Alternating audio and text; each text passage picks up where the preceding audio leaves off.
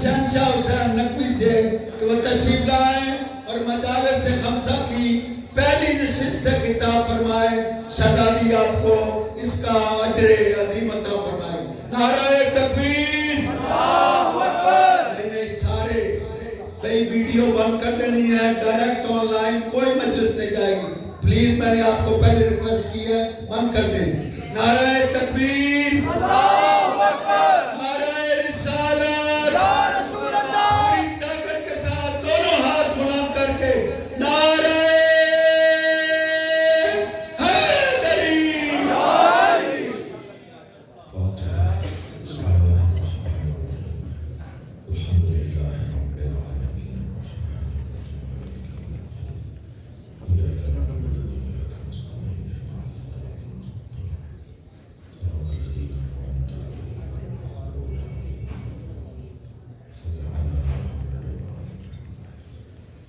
أعوذ بالله من الشيطان الرجيم. بسم الله الرحمن الرحيم. الحمد لله الذي لا يبلغ مدحته القائلون ولا يحصي نعماءه العادون ولا يعدي حقه المجتهدون الذي ليس لصفته حد محدود ولا نعت موجود ولا وقت معدود ولا أجل ممدود فطر الخلائق بقدرته ونشر الرياح برحمته. والصلاة والسلام على الرسول المسدد المصطفى الأمجد المحمود الأحمد سيدنا ومولانا ومولى الكونين جد الحسن والحسين معاني والقاسم محمد. اللهم صل على محمد وآله الطيبين الطاهرين المعصومين الذين قال الله إنما يريد الله ليذهب عنكم الرجس أهل البيت ويطهركم تطهيرا. اللهم صل على محمد وآل محمد. ولعنة الله عليهم أجمعين من يوم عداوتهم إلى قيام يوم الدين. أما بعد قال الحكيم في القرآن الكريم. بسم الله الرحمن الرحيم. ويقول الذين كفروا لست مرسلا قل كفى بالله شهيدا بيني وبينكم ومن عنده علم الكتاب. صلوات. اللهم صل على محمد وآل محمد. حاضرین مجلس, ذاکرین مجلس, ناظرین مجلس, بانیان مجلس, خاص طور پر خانوادہ بٹ فیملی کے تمام مرحومین کے درجات کی بلندی کے لیے برتر صلوات.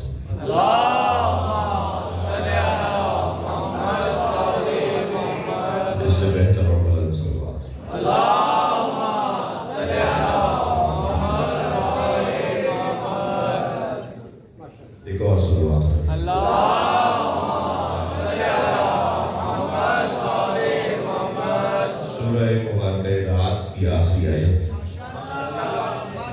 آیت کا نشان 43, آخری اور 43 آیت. اس عزاخانے کا یہ خمسہ پورے پاکستان میں اپنی شناخت رکھتا ہے. پورے ملک کو پتہ ہے کہ آج میں یہاں حاضر ہوں. اور سال آئے گزشتہ جو میرے حصے میں مجالس آئیں اور میں نے یہاں حاضری دی, تو جن آیات پر ہم نے غور کیا انہیں پہلے تلاوت کروں گا تاکہ میرے پرانے سامعین ذرا ماضی میں جا کر حال میں آ جائیں. اور مجھے بھی آسانی ہو جائے گی کہ میں ان موضوعات پر اور ان آیات پر پہلے غور کر چکا ہوں, اور پھر جس آیت کو اس دفعہ کے لیے, اس سال کے لیے قرار دیا ہے, پھر اس کا ترجمہ, اور پھر آج تمہیدی بیان. یہ ایام شہادت امام موسیٰ کاظم علیہ السلام سلسلے کی پہلی مجلس، مگر کیا کریں کہ شب ایک نظر کی بھی ہے، لہذا مجھے اس کا بھی خیال کرنا ہے، اور ہم تو ویسے بھی گھروں میں ترک تبرع یہ غیر ممکن ہے۔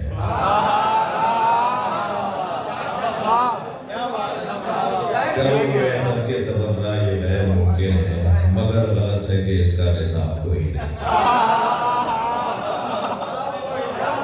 صلوات پڑھ لیں محمد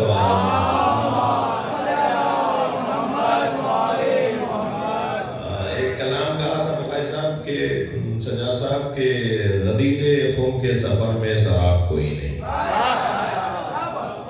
غدیر خم کے سفر میں علی کے رستے میں دھوکہ نہیں ہے، ہر رستے میں دھوکہ ہے مگر مولا علی کے رستے میں دھوکہ نہیں ہے۔ غدیر خم کے سفر میں سراب کوئی نہیں، خدا نبی کا علی کا جواب کوئی نہیں۔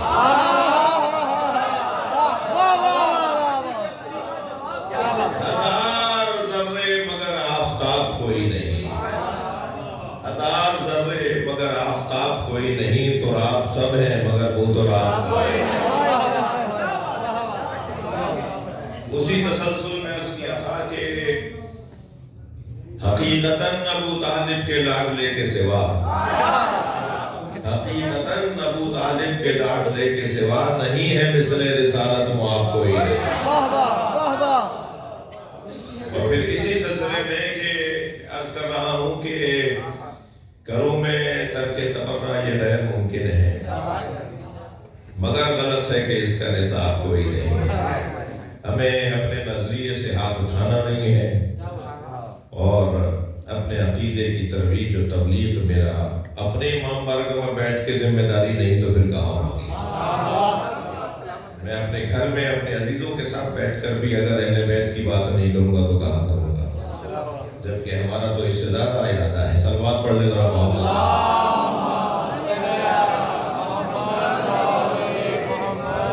اسی طرح بہت روشن بات ہے، بہت واضح پیغام ہے کہ اس دروازے سے جڑنا قسمت والوں کی بات ہے۔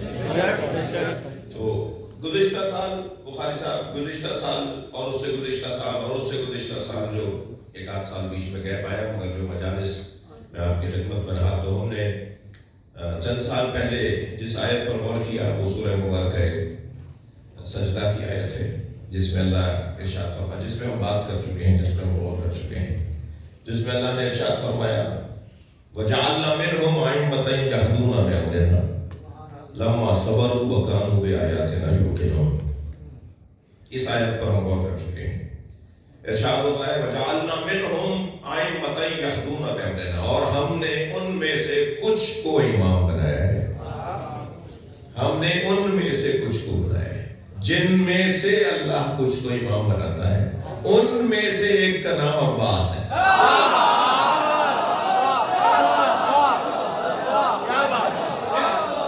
جس معیار کے لوگوں میں سے اللہ امام بناتا ہے،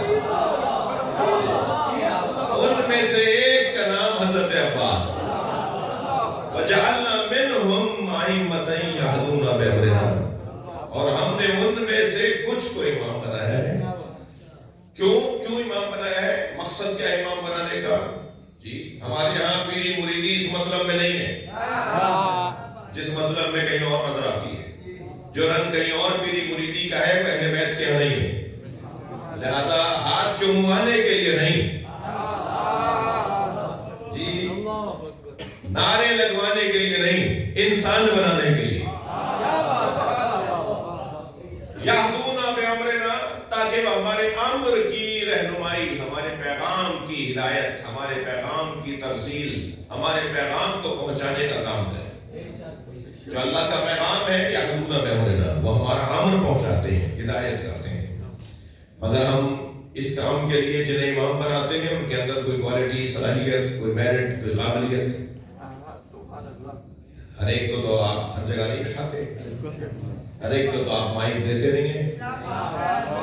جناب سجاد بخاری صاحب سے دو شعر پڑھنے کی بھی کسی کو اجازت نہیں دیں گے جب تک انہیں یقین نہیں ہو جائے کہ اس کا تلفظ ٹھیک ہے یا نہیں۔ یہ صحیح ہے۔ ہر ایک کو آپ ممبر نہیں دیتے، ہر ایک کو آپ محراب نہیں دیتے، بھئی 2 رکعتی پیش نماز، جد وقتی امام، میرے اور میرے اللہ کے درمیان جو عبادت کا تعلق ہے 2 رکعت کا، اس کا امام تو عادل ہو.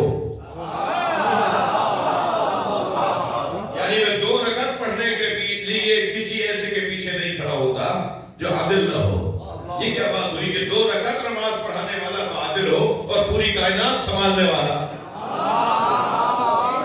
جسے چاہو امام بنا دو. یہ کیا بات ہوئی؟ میرٹ، قابلیت، صلاحیت، ہر جگہ یہ کیا بات کہ قابلیت پر، میرٹ پر تقرریاں ہونی چاہیے، میرٹ پہ داخلے ہونے چاہیے، میرٹ پہ پارٹی ٹکٹس ملنے چاہیے، میرٹ پہ ٹرانسفر ہونے چاہیے. ہم بھی تو 1400 سال سے یہی کہہ رہے ہیں کہ نبی کے بعد میرٹ پہ ماننا چاہیے. صلوات پڑھیں محمد و آل محمد.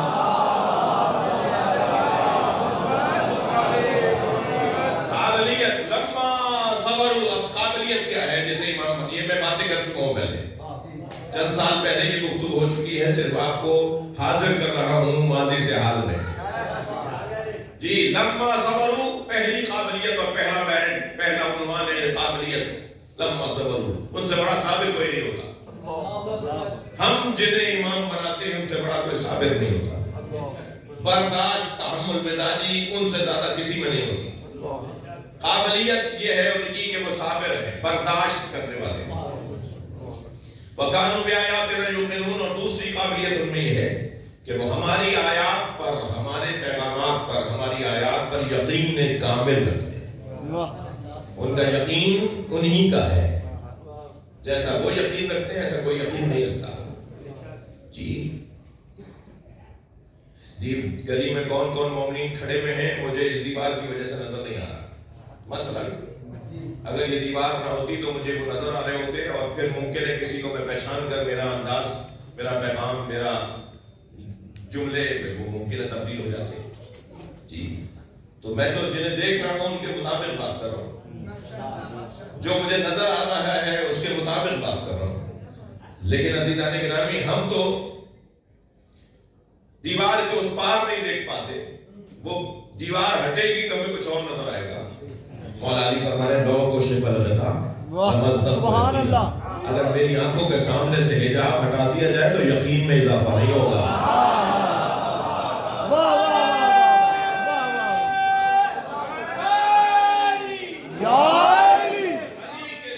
جو میرے اور آپ کے لیے حجاب ہے وہ مولا علی کے لیے حجاب نہیں ہے. دنیا جسے حجاب سمجھ کے کچھ اور دیکھتی ہے، علی اس پار بھی دیکھتے ہیں. لہذا ان کا یقین کانوا بآیاتنا یوقنون. وہ لوگ وہ ہیں کہ جو ہماری آیات پر یقین کامل رکھتے ہیں. اس آیت پر گفتگو ہو چکی. ہم نے پھر دوسرے سال ایک اور آیت پڑھی جس میں ارشاد ہو رہا ہے والذین ينفقون فی السراء والضراء. یہ جو دوسری آیت ہے یہ سورہ مبارکہ نساء میں جو پڑھا ہوں. والذین ينفقون فی السراء والضراء والکاظمین الغیظ والعافین عن الناس واللہ یحب المحسنین. اس آیت پر ہم اسی عزاخانے میں غور کر چکے ہیں. ارشاد ہو رہا ہے والذین ينفقون فی السراء والضراء. ایک قبیلہ، ایک گھرانہ، ایک خانوادہ ایسا بھی ہے جو دارائی میں بھی بخشتا ہے، عطا کرتا ہے، ناداری میں بھی دیتا ہے. ان کے پاس ہوتا ہے تب بھی بانٹ دیتے ہیں، ان کے پاس نہیں ہوتا تب بھی دے دیتے ہیں. ایک جوان مجھ سے کہنے لگا مولانا کیا ترجمہ کر رہے تھے؟ یہ آیت ہے یا قرآن ہے؟ ہاں جی قرآن ہے، آیت ہے. یہ کیسے ہوگا؟ میں نے کہا تمہارے ذہن میں کیا ہے؟ مولانا پیسے ہوں گے تو دیں گے. میں نے کہا نہیں، تم دینے والے ہوتے تو پیسہ ہوتا.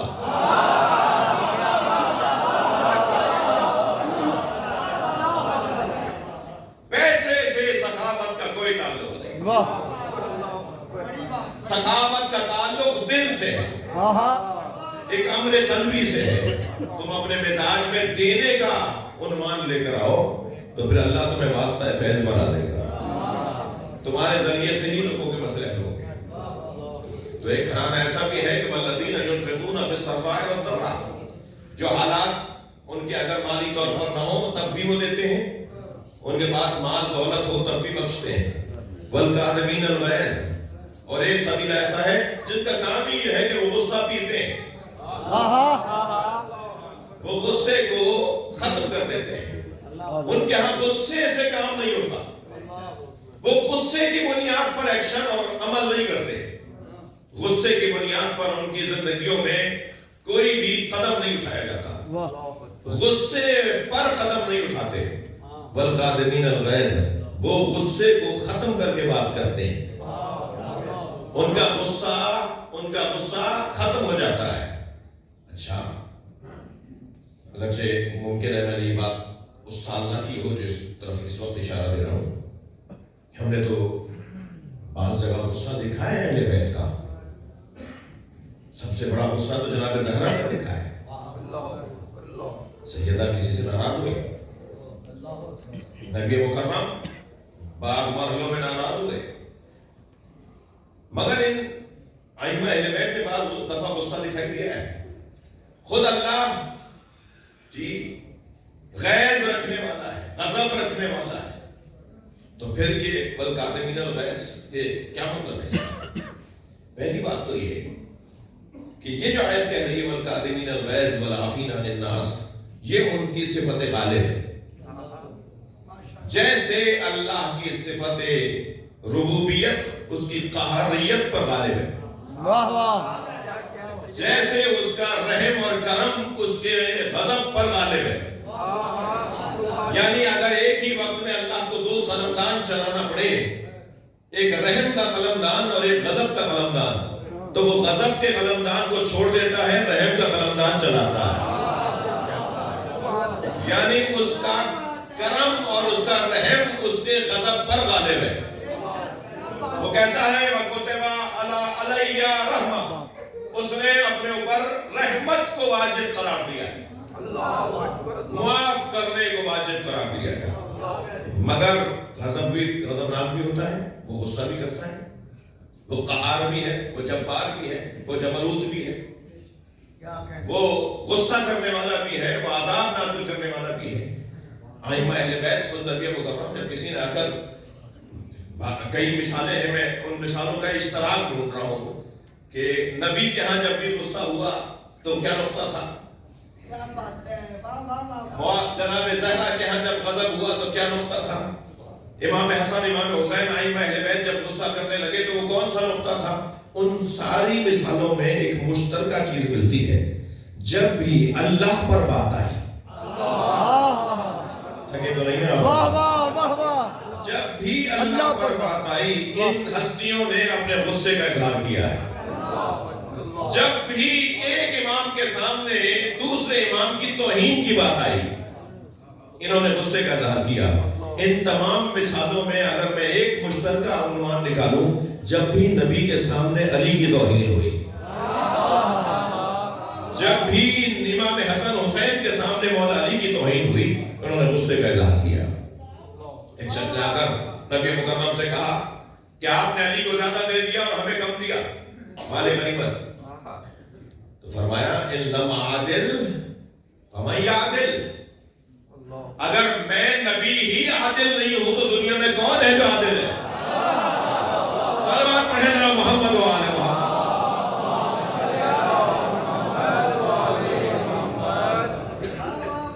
جب کسی نے مولا علی کے بارے میں آ کر کوئی بات کی تو نبی غضبناک ہوئے. تو ان کا غصہ مغلوب رہتا ہے مگر غصہ کرتے ہیں. سرکار نے فرمایا اکتب ما اقول, لکھو جو میں بولتا ہوں. اپنے ایک صحابی سے, صحابہ کرام تشریف فرمائے, فرمایا لکھو جو میں بولتا ہوں. تو ایک شخص نے کہا کہ اکتب فی الغضب والرحم, آپ جب رحم کی کیفیت میں ہو جو وہ بھی لکھیں, اور جب غصے کے عالم میں وہ بھی لکھیں. تو نبی کو اس پر غصہ ہے کہ تم نے اپنے غصے کو میرے غصے سے ملایا. فرمایا ما اقول الا الحق, میں غصے میں بھی بولتا ہوں تو حق بولتا ہوں. صلوات پڑھیں ذرا محمد و آل محمد. اب آپ سے تکلیف نہ ہو. ایک سلوات پڑھتے ہوئے کچھ اس طرف آ جائیے. آپ آگے والے اٹھ کے اگر یہاں جائیں گے تو دوستوں کو جگہ مل جائے گی. ایک سلوات پڑھتے ہوئے کچھ آگے آگے آ جائیے. یہ اس طرف جگہ ہے, آگے کی طرف احباب آ گیا. ایک اور بہتر سلوات.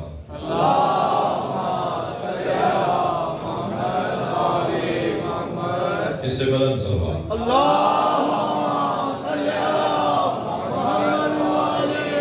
اور بھی بلند سلوات پڑھ سکتے ہیں.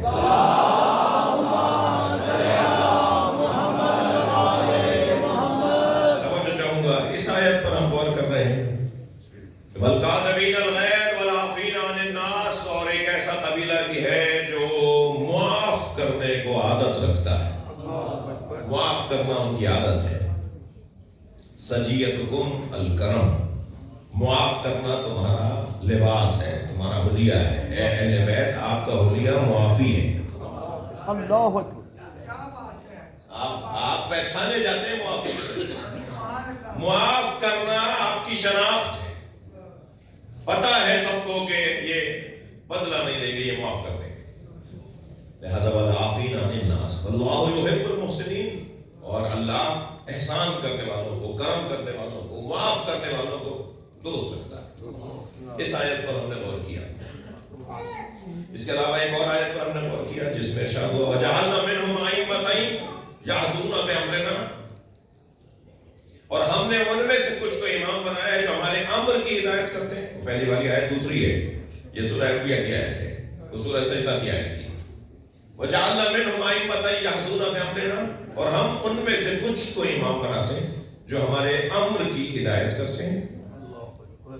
وَأَوْحَيْنَا إِلَيْهِمْ فِعْلَ الْخَيْرَاتِ, اور ہم ان پر نیکیوں کی وحی کرتے ہیں. یعنی وہ جو اعمال انجام دیتے ہیں وہ بھی ہم بتاتے ہیں کہ تمہیں کیا کرنا ہے. ان کے اعمال کی انجام دہی پر وحی ہماری ہوتی ہے. ہم کہتے ہیں کہ ایسا کرو. جی ایک صاحب مجھ سے کہنے لگے کہ آپ نبی کے بعد وحی کے قائل ہیں. میں نے کہا ہم نبی کے بعد قرآن کے نزول کے قائل نہیں ہیں مگر وحی کے قائل ہیں. قرآن کا نزول سرکار پر بند ہو گیا. نبی کے بعد وحی قرآنی نہیں آئی, لیکن وحی آئی. ہر امام معصوم پر وحی آتی ہے. ہر فرد اہل بیت پر وحی نازل ہوتی ہے. یہ امت کو کیا ہو گیا ہے کہ وحی مانے تو شہد کی مکھی پہ مان لیتے ہیں, علی پہ نہیں مانتے. بھائی صلوات پڑھنے محمد والے محمد.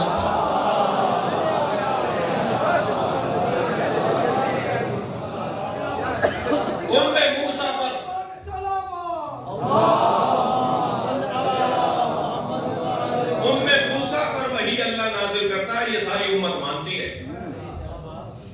جی ایک دفعہ ایک نجی ٹی وی چینل پہ ماہ مبارک رمضان کے پروگراموں میں شب قدر کی گفتگو ہو رہی تھی. تو ہمارے ہوسٹ نے پوچھ لیا, ظاہر ہے اور ہمارے عزیز بھی تشریف فرما تھے, ہمارے جان ہمارے بھائی. تو پوچھا اس نے کہ یہ شب قدر میں جو فرشتے نازل ہوتے ہیں کس پہ نازل ہوتے ہیں؟ تو نمبر میرا تھا, گفتگو کا مرحلہ میرا تھا. میں نے کہا پہلے میرے بھائیوں سے پوچھ لیجیے, بعد میں بات کروں گا. تو انہوں نے کہا جی آپ بتا دیجئے. اور دوستوں سے پوچھا کہ جی شب قدر میں فرشتے کس پہ نازل ہوتے ہیں؟ تو کہتے ہیں پوری امت پہ.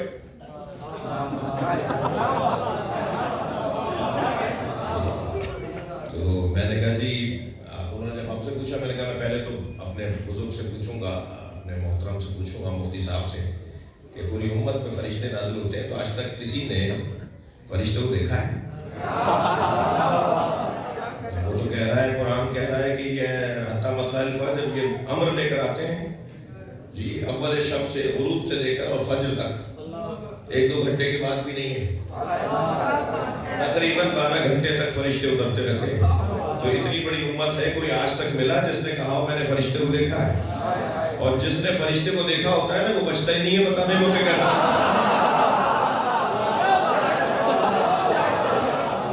فرشتہ تو آپ نے دیکھا نہیں اور آپ کہہ رہے ہیں کہ فرشتے پوری امت پہ نازل ہوتے ہیں. تو بھائی پوری امت پہ کوئی ایک دلیل, کوئی ایک مشاہدہ, کوئی ایک مثال کہ کیسا ہوتا ہے فرشتہ, کیا بات کرتا ہے فرشتہ. جی فرشتہ پوری امت پہ نازل ہوتا ہے، یہ مان لیتے ہو؟ اور ہم کوالٹی کی بات کریں اور معیار کی بات کریں اور ہم میرٹ کی بات کریں کہ فرشتہ اس پر اترتا. بھائی پہلے تو ذہن میں رہے ہر سواری ہر جگہ نہیں چلتی. آپ کے اس بڑے روڈ کے اوپر جہاز اتار دیں روڈ ہی بیٹھ جائے گا.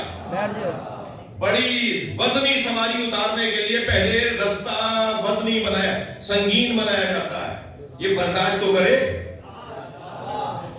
ہر رن وے پر جہاز نہیں اترتا، جہاز اتارنے کے لیے رن وے اس کے مطابق بنایا جاتا ہے. یہ وہی ہے جو ہر ایک کو منہ نہیں لگاتی.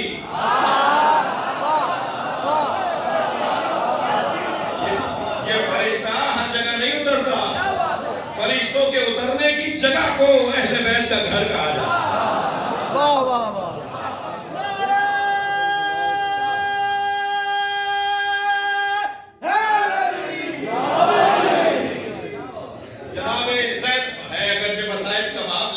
عظمت کی گفتگو ہے.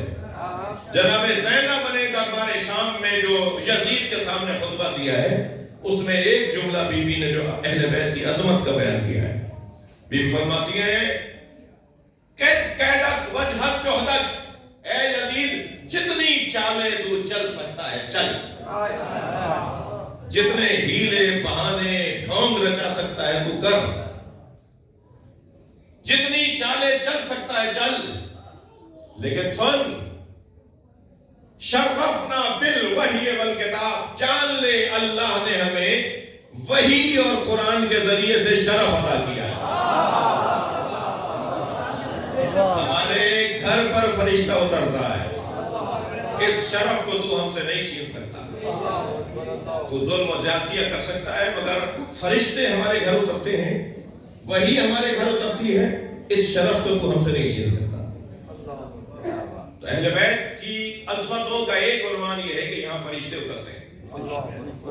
تو فرشتے کہاں اترتے ہیں؟ وہاں جہاں ان کو اترنے کا ان کے مطابق ہے جگہ. تو ان کے مطابق جو جگہ ہے وہ یہ گھرانا ہے. قرآن کہتا ہے وَأَوْحَيْنَا إِلَيْهِمْ فِعْلَ الْخَيْرَاتِ، اور ہم نیکیوں امور اعمال کے لیے بھی وحی نازل کرتے ہیں. یعنی جتنے بھی ائمہ کے اعمال اقدامات ہیں فیصلے ہیں جو ان کے زندگی کے عنوانات ہیں کہ وہاں آپ نے ولی عہدی قبول کی تو وہاں انکار کر دیا، وہاں یہ رہنمائی کی تو وہاں یہ رہنمائی فرمائی، یہ سب کے سب وحی کے مطابق. بہت سے لوگوں کو اب الحمدللہ سوشل میڈیا نے کچھ آسانی کر دی ہے کہ ہماری یہ باتیں وہاں بھی جا رہی ہیں جہاں ہم نہیں جا سکتے تھے. اب تو صاحب مجلس سننے سے نکاح باطل ہو جائے گا، اب انہیں نکاح پکے کرنے پڑیں گے کیونکہ اب تو مجلس سننے کے لیے امام بارگاہ میں آنے کی ضرورت نہیں ہے، مجلس خود تمہارے گھر پہنچ رہی ہے. تو الحمدللہ ہمارا موقف آگے جانا ہے. تو ایک اعتراض ہمارے اوپر یہ ہے کہ یہ اپنے ائمہ اہل بیت کو معصوم مانتے ہیں. یہ کہتے ہیں کہ ان پر وحی نازل ہوتی، تو وحی قرآنی نازل ہونے کے امکان نہیں. ہماری بات پوری سنو. میں اس ٹائپ کی جب گفتگو کرتا ہوں جلدی سے جملہ بولتا ہوں کہ کہیں یہاں کٹنگ نہ ہو جائے. یہ کلپ کاٹنے والے جو ماہرین بیٹھے ہوئے ہیں نا، یہ تڑکا لگا کے جو اپنا سوشل میڈیا کا اور یوٹیوب چینل کو کما رہے ہیں نا، وہ ان کی کمائی تو ہوتی ہے مگر ہمارا امتحان ہو جاتا ہے. پھر بعد میں جواب دیتے پھریں گے آپ نے یہ کیوں کہہ دیا. بھائی بات تو پوری سنتے، پوری تقریر ڈھونڈ لو.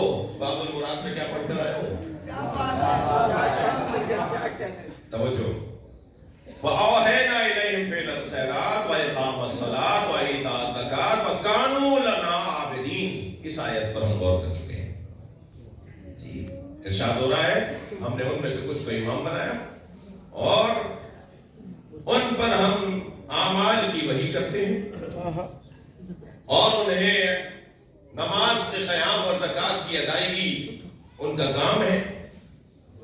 اور وَقَانُوا لَنَا عَابِدِينَ، اور وہ سب کے سب ائمہ اہل بیت کی بات ہو رہی ہے، وہ سب کے سب ہمارے لنا، صرف ہمارے، اللہ کہہ رہا ہے صرف ہمارے بندے.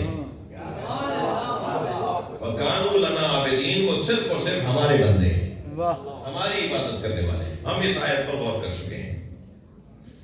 اس سال جس آیت کے اوپر، جس آیت کو زیارت کرتے ہوئے उस आयत की खिदमत में मैं रहना चाहता हूँ और अपने मोहतरम मजमा अपने साथ रखना चाहता हूँ। वो आयत है सूरह मुबारक रात की 43वीं और आखिरी आयत। मामूलन ये आयत जनाब अमीरुल मोमिनीन अली इब्न अबी तालिब अलैहिस्सलाम की फजीलत और आपकी अज़मत के बयान में इस आयत को हम तिलावत करते हैं और हम इसको हजरत से वाबस्ता जानते हैं। मगर इस आयत करीमा में एक ऐसा लफ्ज अल्लाह ने नाजिल किया है कि जो तमाम आइम्मा की अज़मत को बयान करता है। मौला अली के लिए आयत है, इसमें कोई दो राय नहीं है। वयक़ूलुल लज़ीना कफ़रू लस्ना मुरसला, जिन्होंने कुफ्र इख्तियार किया वो कहते हैं और कहते रहेंगे कि आप भेजे हुए रसूल नहीं हैं। नबी से लोग बात करके कह रहे हैं, काफिर कह रहे थे नबी से, वयक़ूलुल लज़ीना कफ़रू लस्ना मुरसला, जिन्होंने कुफ्र इख्तियार किया यानी काफिर कहते हैं और कहते रहेंगे कि आप भेजे हुए रसूल नहीं हैं। कुल, तो मेरे हबीब कह दीजिए, कफ़ा बिल्लाहि शहीदन बैनी व बैनकुम व मन इंदहु इल्मुल किताब, मेरे और तुम्हारे दरमियान गवाही के लिए कि मैं रसूल हूँ, इस बात की गवाही के लिए अल्लाह काफी है और वो जिसके पास मुकम्मल किताब है। वाह वाह। अल्लाह मेरी रिसालत पर गवाह है और वो जिसके पास मुकम्मल किताब का इल्म। तो अल्लाह गवाह है, ये बात तो समझ में आती है। वो कौन है जिसके पास मुकम्मल किताब का इल्म है? सबसे पहला और सबसे बड़ा और सबसे रोशन मिज़दाक़ अली है। अल्लाह रसूल की रिसालत पर गवाह और जिसके पास मुकम्मल किताब का इल्म है वो नबी की रिसालत पे गवाह। जो माँ की गोद में नबी की आगोश में कहे तौरात सुनाओ, इंजील सुनाओ, ज़बूर सुनाओ या कुरान सुनाओ, वो है जो आलिम अल किताब है। तमाम आसमानी किताबों का आलिम, हर आसमान से नाज़िल शुदा पैगाम को अली जानते हैं। लिहाजा फरमाते हैं, लौ सुन्नियत लिया विसादा, अगर मेरे लिए मसनद खज़ाबत को बिछा दिया जाए, अली फरमा रहे हैं, लफ्ताह तो अहला तौरात बे तौरातिहिम व अहला इंजील बे इंजीलिहिम व अहला ज़बूर बे ज़बूरिहिम व अहला कुरान बे कुरानिहिम, अगर मेरे लिए मसनद खज़ाबत को बिछा दिया जाए, मुझसे कहा जाए कि फैसला करने के लिए आप बैठ जाइए, तो मैं इंजील वालों के फैसले इंजील के मुताबिक करूंगा, मैं ज़बूर वालों के फैसले ज़बूर के मुताबिक करूंगा, तौरात वालों के फैसले तौरात के मुताबिक करूंगा, कुरान वालों के फैसले कुरान के मुताबिक करूंगा। और इंजील, ज़बूर, तौरात और कुरान पुकार के कहेंगे जो फैसला अली का है वही मेरा है।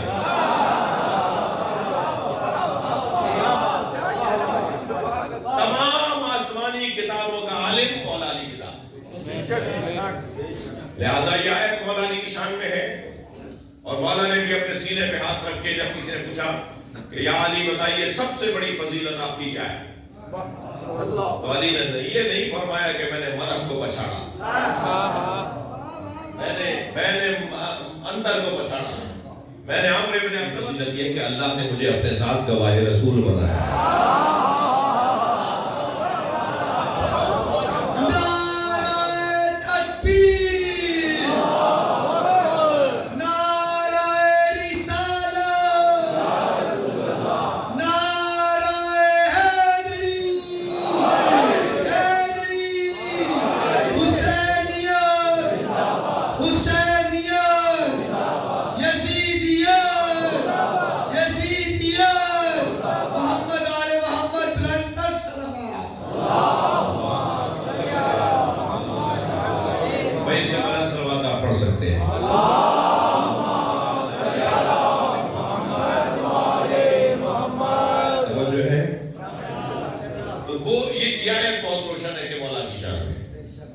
इस आयत का वाज़ेह और रोशन मिज़दाक़ मौला अली।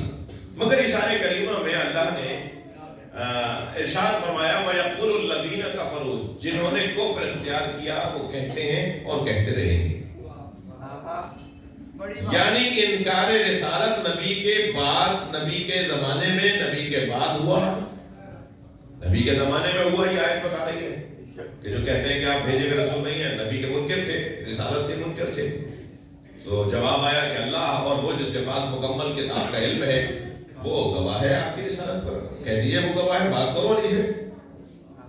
तुम अगर मुझे नहीं मानते तो अली से बात करो। تو میری رسالت کو نہیں مانتے تو علی بتائے گا کہ میں اور رسول ہوں یا نہیں ہوں. تو یہ لہجہ ہے. لیکن مولا علی کے زمانے میں، پہلے حکومتوں میں، پھر مولا علی کے زمانے میں، پھر ائمہ اہل بیت کے زمانے میں مسلسل انکار آج بھی ہو رہا ہے. یہ خاکے کیا ہے، یہ کارٹون کیا ہے، یہ توہینیں کیا ہے، یہ بڑی بڑی تقریریں، کتابیں. ابھی پچھلے 2 سال پہلے نبی کے خلاف کتاب لکھی گئی لندن کے اندر، اور مسلسل ہر سال کوئی نہ کوئی ہمیں شوشہ نظر آتا ہے، ہمیں کوئی نہ کوئی پھلجھڑی نظر آتی ہے، ہمیں کوئی نہ کوئی جو ہے وہ ایک عنوان نبی کی رسالت کے خلاف. تو یہ جو آیت کہہ رہی ہے کہ کہتے ہیں اور کہتے رہیں گے، یعنی نبی کے زمانے میں بھی انکار ہوا، خلفاء اور حکومتوں میں انکار ہوا، مولا علی کے زمانے میں انکار ہوا، امام عسکری کے زمانے میں بہت بڑا واقعہ گزرا.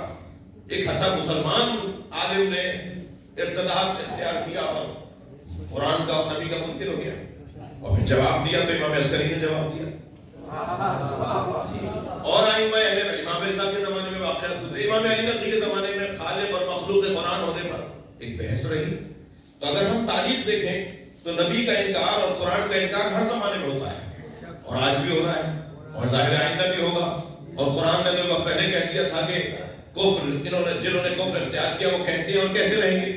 تو جب کہتے ہیں اور کہتے رہیں گے تو نبی کی رسالت پر گواہ اللہ اور وہ جس کے پاس مکمل کتاب کا علم ہے.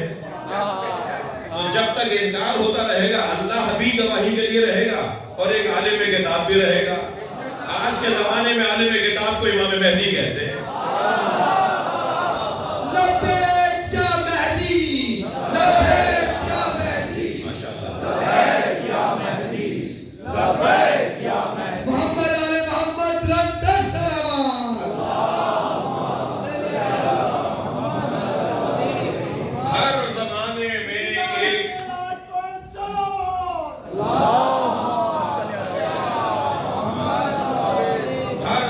میں ایک عالم الکتاب کا ہونا ضروری ہے. جب ہر زمانے میں ایک عالم الکتاب کا ہونا ضروری ہے تو پھر جس امام کی خدمت میں ہم ہیں رجب کی اس تاریخوں میں، وہ گویا مولا علی کی طرح ہم کلنا محمد کے قائل ہیں. میں کیا کروں کہ مجھے حلق سے بھی اتار دیں گے باتیں. ممکن ذرا میں مولا علی کی طرح ہے. بھائی جب نبی کی طرح ہے تو علی کی طرح بھی تو ہے. صلوات پڑھیں ذرا محمد و آل محمد. مولا علی کی طرح عالم الکتاب امام موسیٰ کاظم علیہ السلام. اللہم صلی علی محمد. ایک ہر زمانے میں ایک امام کی ضرورت ہے. ہر دور میں نبی کی رسالت پر گواہ کی ضرورت ہے. ہر دور میں منکرین رسالت کو جواب دینے کے لیے کوئی وارث نبی کی ہونا ضروری ہے. وارث نبی کا ہونا ضروری ہے. اور وہ وارث نبی جن کی میری تمہید مکمل ہوئی، جن کی خدمت میں ان دنوں میں میں کچھ کہوں گا اور آپ کچھ سنیں گے، اور ہم مولا کی معرفت کی کوشش کریں گے کہ ایک مرحلہ آگے آ جائے. میرے مولا فرماتے ہیں، آج ایک قول آپ کو مولا کا عطیہ کر کے آج کی مجلس کو منزل دوں گا. میرے مولا فرماتے ہیں لا تجلس بالاربع. مولا کاظم فرما رہے ہیں 4 طرح کے لوگوں کے ساتھ مت بیٹھا کرو. تھک رہے ہیں آپ میری بات. ماشاءاللہ. وَأَوْحَيْنَا إِلَيْهِمْ فِعْلَ الْخَيْرَاتِ. جی لما یادونا بِأَمْرِنَا، یہ اللہ سے حکم لیتے ہیں اور ہمیں بتاتے ہیں. اللہ ان سے کہتا ہے ہمارے جاننے والوں کو، اپنے کلمہ پڑھنے والوں کو، میرے مواحدوں کو، اپنے مولائیوں کو ہی بتا دو. لہذا جو امام کاظم کا ایک قول آپ کو ہدیہ کرو، فرماتے ہیں لا تجلس بالاربع. 4 لوگوں کے ساتھ مت بیٹھا کرو. اچھا، ہر ایک کے ساتھ نہیں بیٹھ سکتے؟ نہیں، ہر ایک کے ساتھ نہیں بیٹھ سکتے. ہر ایک سے دوستی نہیں کرنی. ہر ایک سے دوستی نہیں کرنی. ہر ہاتھ ملانے والا دوست نہیں ہوتا. واہ واہ واہ واہ واہ واہ. ائمہ اہل بیت کے چاہنے والوں کا انداز ہی کچھ اور ہوتا ہے. ہماری چال بتاتی ہے کہ حیدری جا رہا ہے.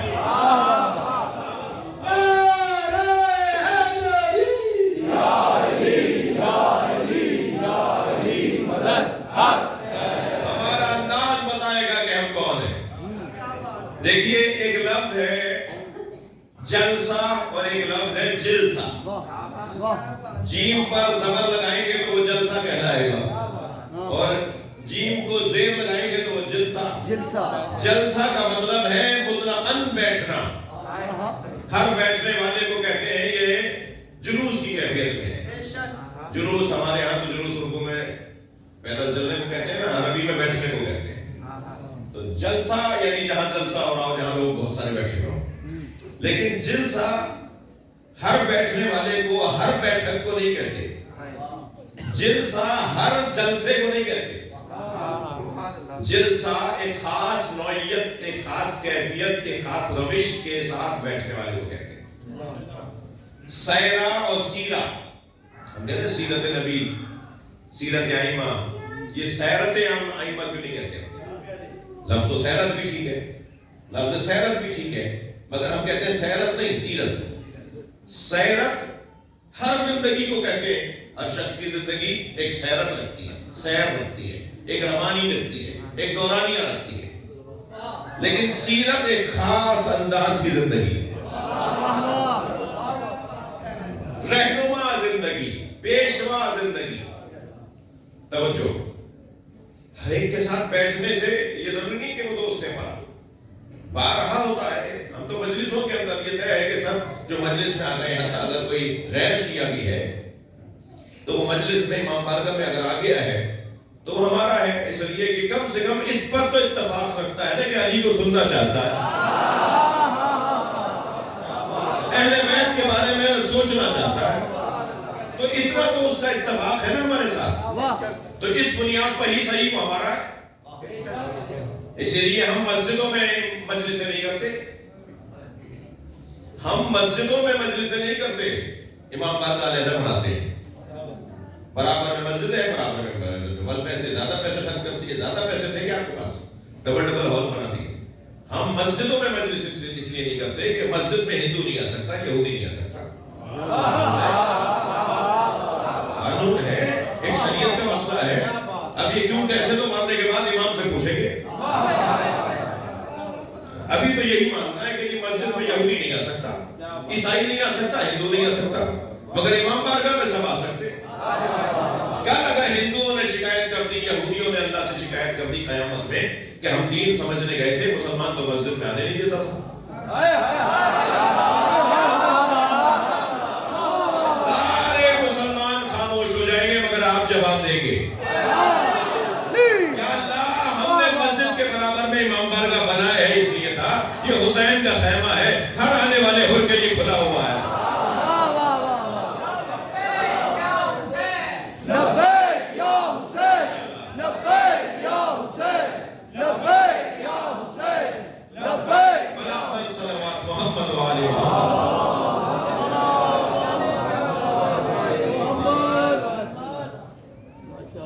ہر ایک کے ساتھ نہیں بیٹھنا میرے بچوں، جوانوں، تعداد کم نہیں ہے، برابر ہی ہے جی۔ کم سن دوستوں اور میرے ہم سن ساتھیوں کی تعداد، میرے ہم سن تو بہرحال 40 سال سے اوپر کے ہو گئے، ان کو یہ سن لیں تو یہی غنیمت ہے، مگر اصل تو اثر جو کرے گا وہ کم سنوں پر کرے گا۔ بڑوں کی تو مہربانی ہے جو 40 سال سے اوپر کے ہیں، پکے ہو گئے نا، بہت کم ہے کہ جو پکے ہو جانے کے بعد پھر کچھ بات مان لی جائے، تو لیکن الحمدللہ پہلے آپ مانے ہوئے ہیں۔ تو زیادہ تر توجہ تو میری ان کم سن بچوں پر ہے جو کم سن ہیں اور ابھی انہیں سیکھنا ہے، سمجھنا ہے جی۔ ضروری نہیں ہے جس سے آپ ہاتھ ملا رہے ہو وہ آپ کا دوست بھی ہو، ضروری نہیں ہے کہ جو آپ کے برابر بیٹھا ہے وہ آپ کا دوست بھی ہو جی۔ ایک مرتبہ بیٹھ گئے، ایک لفظ ہے بھائی گانے سننا حرام ہے یا غور کرنا حرام ہے؟ اچھا اتنا سخت مسئلہ تو تھا نہیں جو ایک نہیں ہے، یہ تو سب کو ہی جواب دینا چاہیے تھا۔ سننا یہ ایک لفظ استعمال ہوتا ہے سماع اور ایک ہوتا ہے استماع۔ بھائی آپ کسی گاڑی میں بیٹھے ہیں، کسی پلین میں بیٹھے ہیں، کسی سواری میں بیٹھے ہیں اور اس نے جی شیطان کے بندے نے لگا دی کیسے اور اس میں گانے چل رہے ہیں، تو آپ کیا کریں گے؟ زیادہ کا احتجاج کریں گے، بولیں گے آپ کی سن لی تو مہربانی، نہیں سنی تو کیا کریں گے؟ آپ اتریں گے گاڑی سے، آپ کو تو جانا۔ تو وہ جو گانے کی آواز کان میں آ رہی ہے یہ ہے سماع، یہ حرام نہیں ہے، مگر ان بولوں پر غور کرنا حرام ہے۔ اسے کہتے ہیں استماع. سما اور استماع. واہ واہ. کان میں آ رہی ہے بھائی خوشبو ایک آ رہی ہے, بدبو ایک آ رہی ہے, کیا کریں؟ ناک توڑ لیں, ناک کاٹ لیں, کیا کریں؟ آئے گی وہ تو بدبو خوشبو. ایسے ہی کان ہمارا چل رہا ہے تو کان میں تو کچھ تو آواز آئے گی, مگر جو آواز آ رہی ہے اور ہے, اس آواز پہ غور کرنا اور ہے. بھائی ضمن شرعی مسئلہ میں نے آپ کو بتا دیا ہے, برا نہیں لگا ہو تو صلوات پڑھ لیں.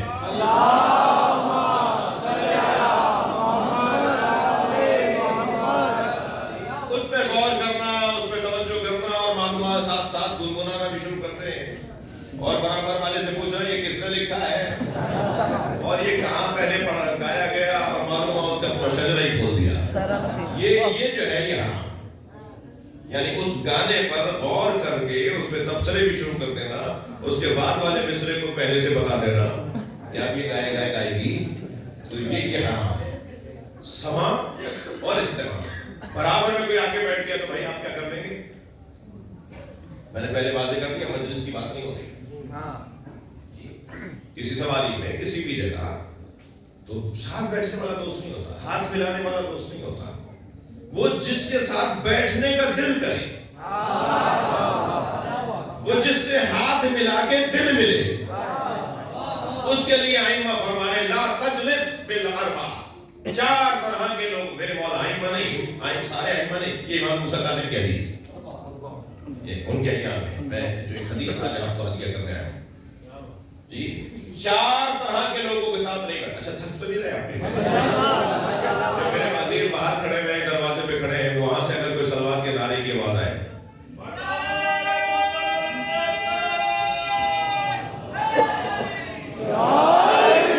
لا تجلس بالاربع, 4 لوگوں کے ساتھ نہیں بیٹھا کرو.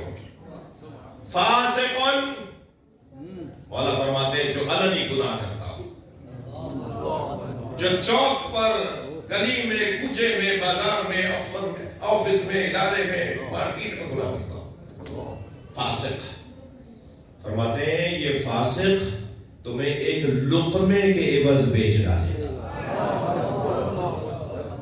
اس کے ساتھ دوستی مت کرنا. اس کو ایک لقمے کی آفر ہوگی نا کہیں سے, امام موسیٰ کاظم فرما رہے ہیں ایک لقمے کے عوض تمہیں بیچ ڈالے گا. خطرناک آدمی ہے جو اللہ سے ہی حیا نہ کرتا ہو, وہ تمہارے ساتھ کیا وفا کرے گا؟ اس لیے اس کے ساتھ مت بیٹھو.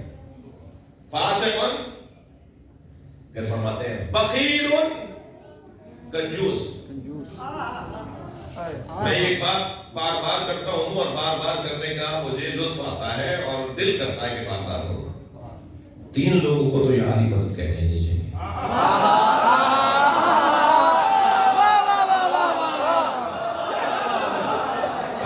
لاہور میں وہ بھی موچی دروازے مجلس ہو رہی ہے, 3 لوگوں کو یہ عالی مدد نہیں کہنا چاہیے. ایک بزدل کو, بزدل کا علی سے کیا تعلق؟ دل کی دھڑکنیں بڑھ رہی ہیں, ہاتھ پیر کانپ رہے ہیں کسی آدمی کو دیکھ کر. جو گھبرا کر بات کرے وہ علی والا نہیں ہوتا. جو لوگوں سے ڈر جاتا ہو, اور خاص طور پہ ظالموں سے ڈر جاتا ہو, وہ علی والا نہیں ہوتا. بزدل سے کوئی تعلق مولا علی کا نہیں ہے. مولا علی کا نام تو شجاعت آور ہے. کیا کہنا ہے؟ جی کہنے لگے میرا پوتا روزانہ صبح شام بھاگتے دوڑتے اچھلتے کودتے آواز لگاتا ہے یا علی یا علی. آپ کے یہاں سرداروں کا تو یہ شہر رہا ہے نا, لاہور میں تو سرداروں کے آثار اتنے زیادہ ہیں. تو وہ کہتے ہیں کہ روزانہ آوازیں لگاتا ہے یا علی یا علی. تو میں نے پوچھا بیٹا پوتا پوتے سے کہا بیٹا تم روزانہ یا علی کی آوازیں کیوں لگاتے ہو؟ کہ میں دادا کیا کروں, جب یا علی کہتا ہوں میرے اندر طاقت آتی ہے. علی مولا کا نام شجاعت آور ہے, بہادری کو لے کر آتا ہے. تو بزدلوں کا کام علی سے نہیں ہے. دوسرا وہ بندہ جسے یہ عالی مدد کہنے سے پہلے 6 دفعہ سوچنا چاہیے, وہ ہے تنگ نظر, گھٹے میں دماغ والا, چھوٹی سوچ والا. یہ ہمارا نہیں ہے, یہ ان کا ہے, یہ غیر, یہ فلاں فلاں, اور پہ اتنی تنگ نظریاں، اتنی فصیلیں جی. وہ پنجابی ہے تو وہ سندھی ہے تو وہ پٹھان ہے، اور نیچے آ جاتے ہیں. سادات میں ایک آزمی ہے تو یہ بخاری ہے، یہ زیدی ہے تو یہ تقوی ہے. وہ پنجابی ہے، وہ بٹوال بٹ برادران کا امام بارگاہ ہے تو یہ آپ بتا دیجیے کس کا؟ یہ شیخوں کا امام بارگاہ ہے. وہ بریلویوں کی مسجد تو یہ دیوبندیوں کی جی. وہ سلفیوں کی مسجد تو یہ حدیث کی. مسجدوں میں اللہ نہیں ملتا، امام بارگاہوں میں حسین نہیں ملتے. تنگ نظری نہیں، ٹوٹا ہوا دماغ یہ علی والوں کا کام نہیں. علی والے تو دل بڑا رکھتے ہیں، سوچ بڑی رکھتے ہیں، سب کے لیے دروازہ کھلا رکھتے ہیں. کمزور جو لوگ ہوتے ہیں نا وہ منہ چھپاتے ہیں اور منہ موڑتے ہیں، لیکن جن کے ہاں نظریہ پایا جاتا ہو وہ دروازہ کھلا رکھتے ہیں. آؤ ہم تو بلانا چاہ رہے تھے تمہیں. تو دوسرا بندہ جسے 6 دفعہ سوچنا چاہیے وہ ہے تنگ نظر، اور تیسرا بندہ جسے مولا علی کا نام لینے سے پہلے سوچنا چاہیے وہ ہے بخیل، کنجوس. کنجوس کا علی سے کوئی تعلق نہیں. بٹن کرتے میں، مائچے پھٹے میں، کالا ادھرا ہوا ہے، چپل 2 رنگی پہنی ہے. کون ہے؟ موچی دروازے میں ان کی 5 دکانیں ہیں.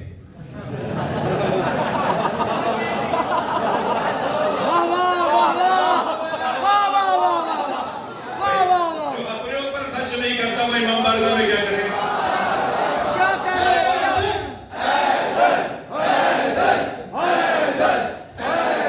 پہلے بندے سے لے کے آخری بندے تک دونوں ہاتھ بلند کر کے نعرے حیدری. کیا کہنے واہ واہ. بخیل مولا کاظم فرما رہے ہیں، مولا امام موسیٰ کاظم علیہ السلام فرما رہے ہیں لا تجلس، خبردار اس کے ساتھ مت بیٹھو جو بخیل ہو. کیوں نہ بیٹھو؟ کس کے ساتھ؟ پہلا کون تھا؟ فاسق.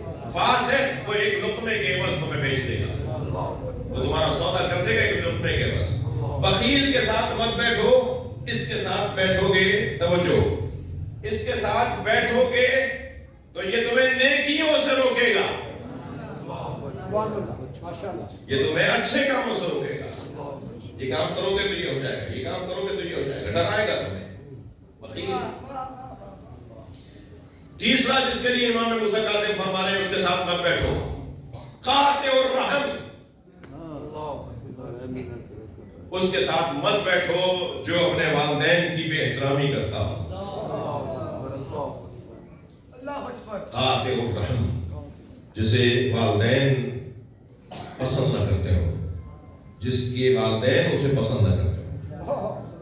والدین سے بے ادب، بدتمیز، والدین کی توہین کرنے والے کے ساتھ نہ بیٹھو. اب دلیل بھی تو لینا، امام نے خود دلیل دی ہے. فرمایا قاطع الرحم کے ساتھ مت بیٹھو. والدین جس سے ناراض رہتے ہیں اس کے ساتھ دوستی مت کرو. کہہ دو کہ میں تم سے دوستی نہیں کروں گا، تمہارے والد تم سے ناراض ہے، تمہاری ماں تم سے ناراض ہے، میری آج سے تمہاری دوستی ختم. امام فرماتے ہیں اس لیے نہیں بیٹھو، اس لیے کہ یہ اللہ کے نزدیک ملعون ہے، اس پر اللہ کی لعنت ہے. کہیں ایسا نہ ہو اس لعنت کا اثر تم پر بھی ہو جائے.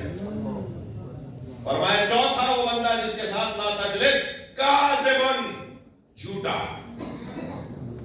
جھوٹ بولنے والے سے دوستی تھک رہے ہیں آپ. جھوٹ بولنے والے سے دوستی مت کرو، اس کے ساتھ مت بیٹھو.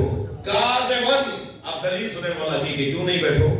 امام فرما رہے ہیں جھوٹے کے ساتھ بیٹھو، اس لیے کہ یہ سراب مانند ہے، تمہیں دکھائے گا کچھ اور، ہوگا کچھ اور. ہمارے ساتھ دھوکہ کرے گا. یہ کسراب، کاذبن کسراب. کاذب جھوٹ بولنے والا سراب کی طرح ہے. سراب میرے بچوں، ہم روڈ پہ جب دور دیکھتے ہیں تو پانی نظر آتا ہے، ہائی وے پر، موٹر وے پر. ہم قریب جاتے ہیں تو پانی نہیں، خشکی ہوتی ہے، پھر اور پانی نظر آتا ہے. ہماری آنکھوں کا دھوکہ ہو رہا ہے. باقاعدہ ہمیں نہر سی اور بڑا تالاب سا نظر آ رہا ہے، آنکھیں ہماری کہہ رہی ہوتی پانی ہے. وہ سراب ہوتا ہے، وہ حقیقت نہیں ہوتی. جی سراب.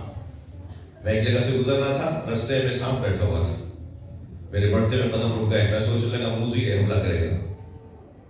کھڑا سوچ رہا تھا کہ لوگوں نے تبصرے شروع کر دیے, دیکھو مولانا کو بڑی شجاعت کی باتیں کرتے ہیں, سانپ سے ڈر رہے ہیں. اب میں سوچنے لگا میں ان کے چڑھانے میں آؤں یا عقل مندی کا ثبوت. جہاں بہت سارے لوگ چڑھا کے غائب بھی ہو جاتے ہیں. صرف حضرت مسلم کے ساتھ تو کوفہ نہیں ہے, ہمارے تو ہر شہر میں کوفہ ہے. تو ابھی میں کھڑا سوچ رہا تھا کہ کیا کروں, آگے سانپ ہے اور یہ کہہ رہے ہیں کہ صاحب یہ ڈر رہے ہیں, دیکھو مولانا کو کیسے ڈر رہا ہے. اب میں سوچنے لگا کیا کروں, تو یہ چھوٹا سا بچہ میرے برابر میں آ کے کھڑا ہوا اور کہنے لگا مولانا یہ پلاسٹک کا سانپ ہے. جیسے مجھے پتا چلا پلاسٹک کا ہے تو میں نے اسی پر پیر رکھا, اسے کچلتا ہوا چلا گیا. معلوم یہ ہوا جب حقائق روشن ہو جاتے ہیں تو اقدامات بھی بدل جاتے ہیں. بھائی تھکے نہیں بیٹھے تو جملہ دیا کر رہا ہوں. ساری دنیا جس یزید سے ڈرتی تھی, حسین اس کی حقیقت کو جانتے تھے. سلامات پڑھیں محمد و آل محمد.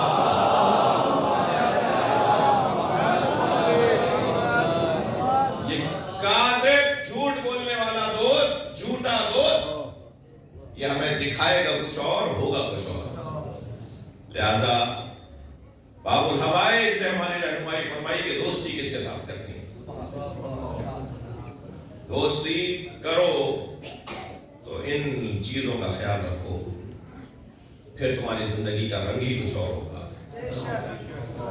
شاید کوئی یہ کہے مولانا ملیں گے کہاں ایسے لوگ, تو شاید یہی سوچ ہمیں ایسا بنانے پر آمادہ کرے کہ ہم خود ایسے ہو جائیں تو پھر سبھی ایسے ہو جائیں گے.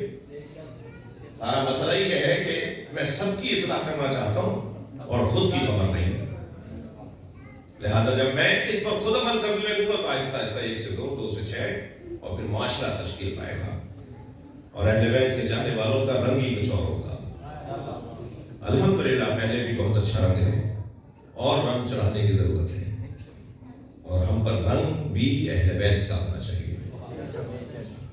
اہل بیت کے رنگوں میں سے ایک رنگ یہ ہے کہ ایسے جیو جیسے وہ چاہتے ہیں. اگرچہ نظر و نیاز کی رات ہے, اسی لیے میں صرف 2 جملے مسائل پہ پڑھوں گا, اور کل سے کیونکہ شب بدل جائے گی تو پھر نسبتاً دورانیہ پڑھائیں گے مسائل کا. چلیے کچھ دیر کے لیے اپنے ذہنوں کو شام لے چلیے. 15 رجب گزری ہے, جناب زینب کی شہادت کا. ثانیہ زہرا شام میں کیسے آئیں, کیا ہوا, یہ تو شام سے رہائی پا کر مدینے چلی گئی تھی, شام کیسے آ گئی. سلام ہو علی کے بچوں پر, خاص طور پر علی کی زینب بیٹی پر, جنہوں نے 27 سفر کی ہیں زندگی میں. کچھ بابا کے زمانے میں, کچھ بھائی حسن کے زمانے میں, کچھ بھائی حسین کے زمانے میں, اور جیسا سفر بی بی نے کربلا سے کوفہ, کوفہ سے شام کیا ہے, ایسا سفر کبھی نہیں کیا. وہ کوفہ کی راہیں کہ جب چھتوں سے صدقے کی کھجوریں پھینکی جا رہی تھی, ایک بچے نے ایک دانہ اٹھا لیا تو دور سے آواز دے کر کہا صدقہ تو علینا حرام. بچے نے واپس وہ دانہ اس ظرف میں رکھ دیا جس ظرف سے وہ دانہ اٹھایا تھا. ہم پہ صدقہ حرام ہے, بچے کو یاد دلایا. تو جو صدقہ دینے آئی تھی نا, وہ بی بی کے قریب آ کے کہتی ہے صدقہ تو اہل بیت پہ حرام ہے. آپ کو تو اہل بیت کو پہچانتی ہے. عزیزانو, ایسے میں یعنی جب مصیبت میں ہو کوئی اور اسے کوئی جاننے والا مل جائے تو ایک مرتبہ دل کرتا ہے کہ اس سے لپٹ کے روئے. بیوی نے